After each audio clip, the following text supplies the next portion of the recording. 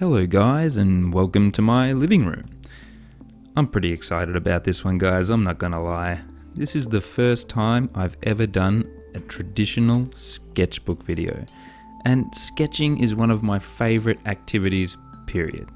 It's where I learn the most, it's where I make the most mistakes, and it's where my voice comes out the strongest. Now, I'm sure I'm not the only one who has this experience, because there's just something so immediate about the idea of a pencil and paper. It's like a direct link to your imagination, and when it's really working, it feels amazing. And it can be damn frustrating when it is not working. But it's important to push through because sketching is the foundation. It really is creativity in its purest form, and it gives you the ability to take an image from your imagination and put it on a page. How freaking cool is that? But it isn't easy. Now, I was recently having lunch with a friend and fellow artist, Joshua Griffin, and I had just shown him what I had so far of this video. And we started talking about sketching and the value of sketching. And Josh reminded me of a great little quote from Pete Moorbacher, an absolutely fantastic artist that everyone should know. And he was talking on a podcast about feeding the bad art god. This idea that you have to make several sacrifice sketches to the bad art god before he will allow you to create a good piece of art. And it just feels so right. And this is lost with the social media cycle these days. We're all expected to take beautiful pictures of beautiful finished artwork and put it out there, and we're not rewarded for showing the bad art that we all do. And so we just assume that these fantastic artists out there never make mistakes. It's not true. No one knows how to draw a dragon. They don't exist. So that's what the sketchbook is for. It's a way to think on the page, to get out all of those ideas, to explore wing designs, horn designs, eye designs, claw designs, every type of design. Figure out the musculature, the pose, the attitude. There's just so much you need to figure out because you cannot simply get a photo and copy it as reference, right? This is drawing from imagination, and this is not a series about how to draw a dragon, but a series about how to draw anything from imagination. Everything should follow the same process.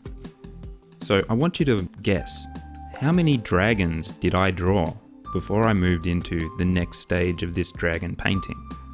The answer is 39. I drew 39 dragons, right? And half of them are failures because each sketch is solving a problem, or at least attempting to.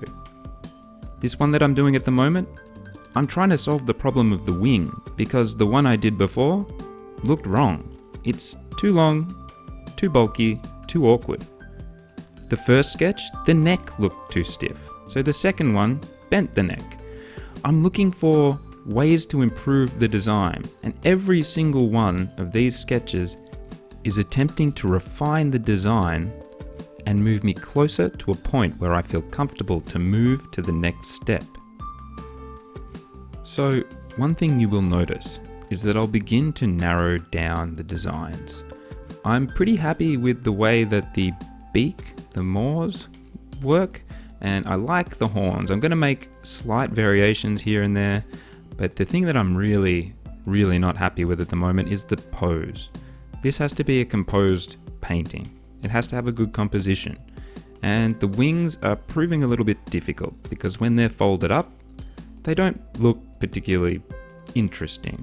When they're spread out, they take up too much room and the details of the dragon are lost.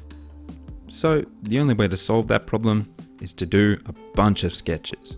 Just explore things, see what looks good, and don't move forward until you have found something that you think looks right. Because if you do move forward and it's not quite ready, well, you're going to be pretty disappointed when you're done with your painting, and that's not what you want. You want to be satisfied with the final product. And it is so much easier to make your mistakes in a sketchbook when it takes you 15 minutes. And you might not need to do 39 sketches before you're happy. It might be the first sketch, but do a few, right? Just make sure that you're not jumping the gun. If there are still things that you think you can improve or things that annoy you about the sketch, just do another one and keep doing it until you land on something that you're happy to move forward with.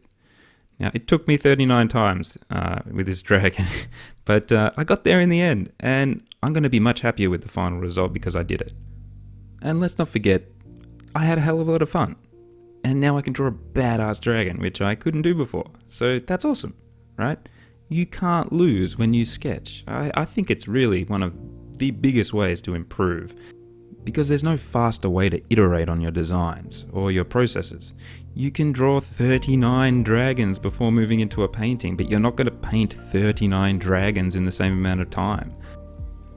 I recently listened to an audiobook called Art and Fear. It's an interesting book. At some point, the author was discussing a scientific study that was performed, in which a group of art students were asked to create pottery, something they had never done before. The group was divided into two groups.